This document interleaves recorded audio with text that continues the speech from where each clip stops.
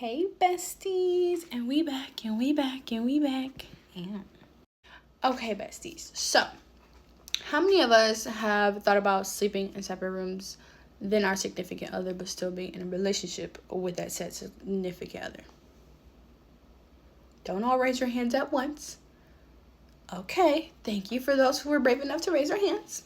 And for those of you who just don't think that that's a thing, I love that for you too, because I didn't used to think it was a thing either. I feel like it depends on the partner. I do feel like that you'll want to sleep with your partner, and I do feel like that you will want to like lay with them and cuddle with them and love them, but I also feel like there's different factors to why you would want to sleep in a separate room with your significant other, than your significant other. I do think that like if we work two different schedules, like I work day, you work night, and we sleep in separate rooms because I'm a nurse or a doctor and I have to be at the hospital for 24 to 48 hours, or I have to work the night shift as a nurse, or you are a graveyard cleaner and you only can clean them at night, or whatever the case that you feel that you would not sleep with your significant other. Maybe they play video games all night and that's how they create their own financial stability, which is content created because of that, and they're screaming and yelling at 2K, and they don't want to wake you up in the middle of the night from screaming and yelling, but also you don't want them to feel like they cannot be themselves on their stream. And also, there's a factor of you may not want them getting in bed super late because that could wake you up and you're a light sleeper. And so because of them getting in bed super late after they've been in their office all day playing a video game or being on a meeting or whatever the case, you are now up all night and now you're binge watching shows without them and you're eating snacks. And you still got to get up at work at 6 o'clock in the morning and be there by 7. That's crazy. So I feel like there are different types of reasons of why you would sleep in a separate room than your significant other if you chose that route, which is okay, because I feel like it's valid, bestie. I feel like now, like, that it depends on the person. The people that I've dated in the past, I've always slept with them. But I'm a girl, like, who have slept with teddy bears, like, my whole entire life. Like, I had a teddy bear for 15 years until my father threw it away. Love that for me. Anywho, no, not to be TMI in the middle of the podcast, but raw and uncut. Remember, besties, we're besties. This is a safe space. Anywho, I do feel like a part of my reasoning for wanting to sleep with my significant other, not only just because I liked and loved them, was also because like I don't like sleeping alone, and because I didn't like sleeping alone, I would like not use them, but they were my sleeping buddy. They would be my co-sleeping buddy, and I didn't want to sleep without them, or it was hard for me to sleep without them because I wasn't used to sleeping without something. You know what I'm saying? Like, I've always had teddy bear. I've always had really long, big, huge body pillows. I've always had something where I can just hug and snuggle, and there's nothing wrong with that. I do feel like you should learn how to like sleep on your own eventually, or always have teddy bears or something if you need a co-sleep. Like, have something like a weighted blanket or something that can help you. I never really was big on weighted blankets. I low-key forgot they even existed. Baby, I forgot about them things. I forgot they even existed. I could have bought me like 70 of them because they work. They hot, but they work. But yeah, I do think that like I was so conditioned with sleeping with someone. And then I also was sleeping with my little brothers. Like, my little brothers would come in my room, sleep in bed with me. Or when me and my little brother shared a room, he would have night terrors. He would come and sleep in bed with me. Like, I'm always sleeping with someone. I also used to, like, when I was younger, I used to sleep with my cousins. Like, my little baby cousins, they would, I would watch them. Or, like, we would be chilling in the middle of nap time. And they'd go to sleep, and I'd go right to sleep with them. It's nap time. I don't care how old I am. I'm not too old for a nap, okay? So I feel like co-sleeping is something that a lot of us are conditioned to as well.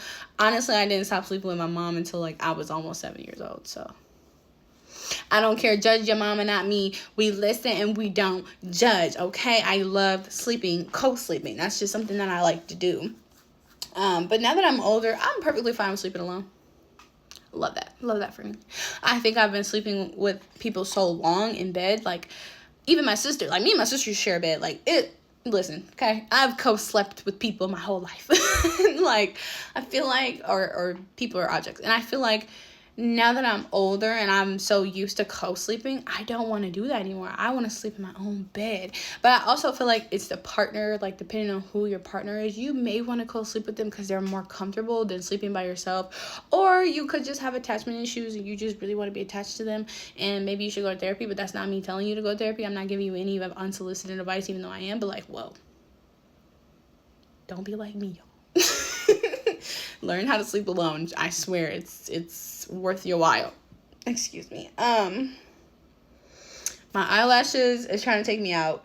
I don't know what's going on with that. But anywho, I think too that like some of us have never had the opportunity to have our own rooms. I've had my own room, so I'm not some of us, but some of us have never honestly had the opportunity to have our own rooms. Like, I can tell a lot of human beings have been so used to either sharing a room with their sibling, or if they had their own room, it's for a short period of time, or they were having their own room if they weren't able to decorate it the way they want to, and stuff like that. And a lot of the times men, they don't really be caring, like, or like some significant others, they don't really care when you decorate your whole, when the woman or the person who does the decorating in the relationship decorates the entire room, because they just be like, listen, can I put my things that I like somewhere in here? Yes, cool, because do you, baby, I support it. And some are like, no, I want to decorate half of the room my way, and I want you to decorate half of the room your way, and that's how it's gonna be. And some are just like, let's just have our own rooms. We already paid bills together and rent together, or we already pay the mortgage. We have kids, but they have their own rooms, and there's extra rooms. So you could have your own room, I could have my own room, I have my little office area, you have your little office area, we all have our own closets. Like, I think that's kind of neat. And I also think that, like, having your own room, aside from your significant other, teaches you to value your own space and time. And I do think that it also teaches you to respect one another a little bit more in a different format. This is my opinion.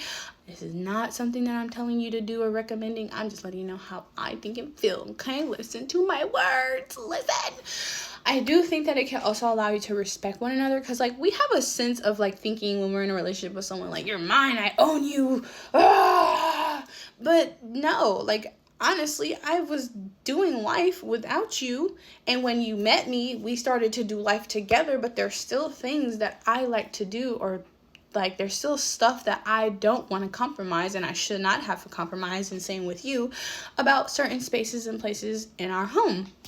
And I feel like that's okay. I feel like individuality inside of a home when you're still together is like healthy. I think it is. As long as you're not trying to be manipulative, or like you're not trying to persuade someone to do something, like manipulation, to do something that they don't want to do based off of the fact that you feel like that this should be this way, on the senses of you don't want to like do it, or you don't want to support them in that. I genuinely think that it could be a healthy, positive thing for some couples. Now, I've talked about this with people. Some say, no, I can't do that. I want to have the same room as my significant other. I want to sleep with them. I want to touch them. I want to smell their farts. And some say, I think that's okay.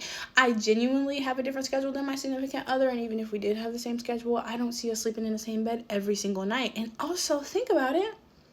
When you're upset, or you need some time alone, or you need some time away from that person, and you don't want to leave the house, or you don't want to go for a drive or something like that, why not go in your own room where you have your own space, and you have things in that room that can help you calm down, help you distract yourself, help you get on a better track, or you could do your mental health stuff in there. You know, there should be not many secrets in a relationship, like secrets that are like surprises or something like that. I feel like that's okay, but there shouldn't be much secrets. But you also have to protect yourself at all times, and there should just be some things that you don't ever have to share with your partner. When it comes to like your diary, or because I have a diary, some women and men still have diaries, and I think if you read someone else's diary, that's an invasion of privacy, and you're a butt-nard.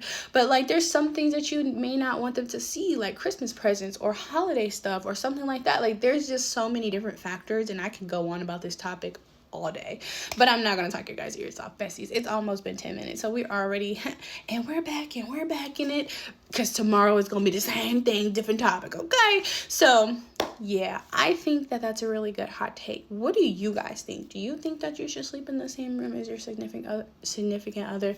Do you think that it's weird if you don't share rooms? Let me know. Bye, besties.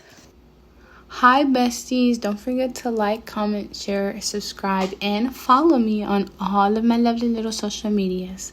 Bye, besties.